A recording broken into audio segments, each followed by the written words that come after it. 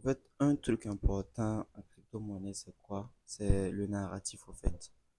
C'est-à-dire, pour, si vous voulez investir en crypto-monnaie, vous devez savoir c'est quoi les narratifs tendances.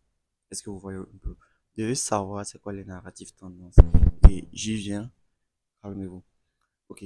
D'abord, si on prend les différents cycles, bon, moi je vais me concentrer sur les cycles récents, 2017-2021, et on a un bull run en 2025. Je vais prendre ceci. Vous allez voir, si vous prenez un cycle donné, vous allez voir qu'un certain type de crypto-monnaie qui a performé durant cette époque-là.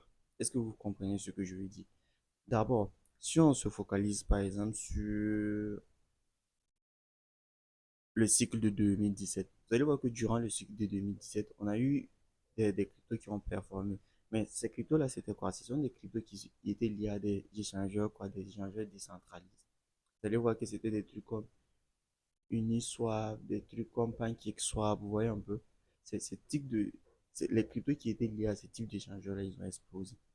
C'est pas du hasard, au fait. C'est pas du hasard. C'est-à-dire, en ce moment, c'était des cryptos qui étaient dans des domaines, soit dans des narratifs qu'on appelle des narratifs tendances. Et ces narratifs tendances-là, c'est pas quelque chose qui reste dans le temps. Il faut savoir que ça peut varier. Et j'en viens, vous allez voir qu'en 2021, ces mêmes cryptos qui ont performé en 2017, vrai qu'ils ont performé en 2021, je dis pas qu'ils n'ont pas performé, mais on aurait pu avoir mieux, au fait. Et ça, on fait comment pour savoir? C'est uniquement ceux qui ont poser leur vie sur des crypto-monnaies qui étaient tendance, sur des narratifs tendances. Et les narratifs tendances en 2021, c'était quoi? Dans le domaine de la crypto, c'était le gaming. On a eu le gaming. Le gaming, c'est l'un des domaines qui a beaucoup explosé en 2021. Et de deux, vous savez ce qui s'est passé aussi. On a eu un truc qui était venu, un nouveau type de crypto-monnaie qu'on appelle les tokens non fongibles, les NFT. J'espère que tout le monde a entendu parler de NFT, sauf si tu t'intéressais pas au monde de la crypto, en fait. Même ceux qui s'intéressent pas au monde de la crypto, je pense qu'ils ont entendu parler de NFT, au fait. Est-ce que vous voyez? Il y a ça qui était là. Et il y a encore, quoi? Il y a encore le fait que, vous allez voir, bon, par exemple, en 2024, 2023, bon, vrai que on était dans un bas de marché, mais vous allez voir qu'en ce moment, il y a des cryptos qui performaient. C'était des cryptos liés à quoi? Liés à l'intelligence artificielle, au fait. C'était des cryptos qui étaient liés à l'intelligence artificielle. Vous voyez? En 2024, on a eu des cryptos aussi qui ont performé dans le domaine de l'intelligence artificielle, dans le domaine des AWA, c'est-à-dire les Real World Assets, et également dans quel domaine, je peux dire, on a, on a IA, on a AWA, on a genre les BRC. Bon, vous allez voir que, bon, je ne sais pas si vous avez entendu parler des BRC, hein. Bon, c'est-à-dire que, bon, on a eu des, comme, je pense que c'était Ordi, non? Voilà, vous avez entendu parler de Ordi. Je pense que si vous avez entendu parler de ces cryptos-là, c'est-à-dire que quoi, les gens, quelqu'un qui était connecté au monde de la crypto, qui avait les informations très très tôt et qui savait quelles étaient les tendances sur lesquelles vous pouvez investir, il allait facilement investir sur ces cryptos. Il allait se faire de l'oseille, au fait. Est-ce que vous voyez un peu? Il allait se faire de l'oseille. Donc, en fait, c'est ça le truc, au fait. Le truc, c'est de savoir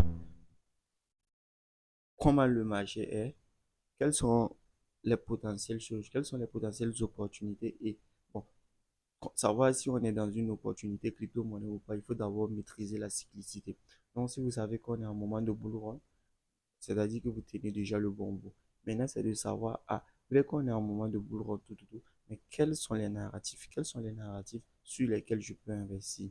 C'est dans quel secteur que je peux investir? Et en fouillant, vous allez voir que, bon, par exemple, tel secteur, tel secteur, tel secteur, tel secteur est rentable.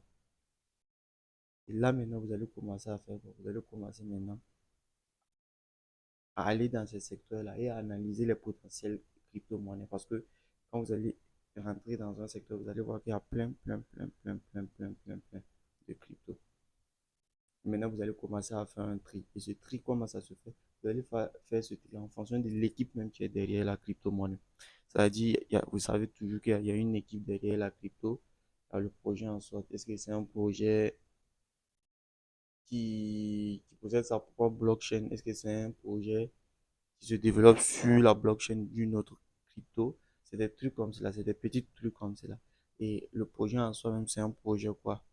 Vous voyez que bon, genre on peut être dans des gens, si je prends, je vais essayer de rentrer plus dans des détails. Si on prend les AW Wall comme cela, les AWA, les Real World Assets, vous pouvez voir que quand vous allez rentrer, ça parle de tokenisation. Vous devez savoir c'est quoi une tokenisation en fait.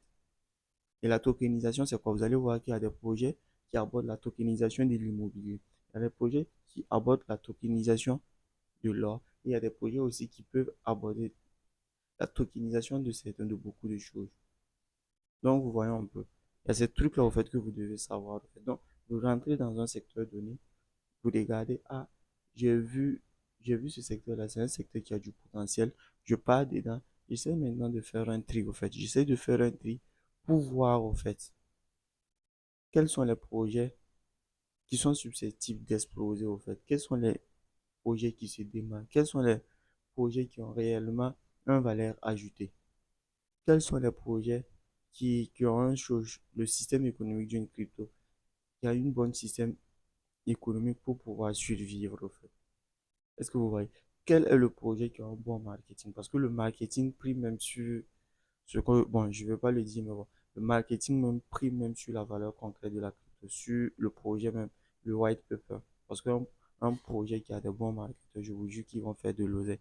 Quand tu peux avoir un bon projet, ne pas savoir le marketing, il y a tous ces trucs-là que vous devez. C'est pour ça que l'équipe derrière la crypto-monnaie est très très importante en fait. Est-ce que vous voyez un peu? Donc je vous laisse et à la prochaine pour une vidéo pleine de valeur. Merci beaucoup.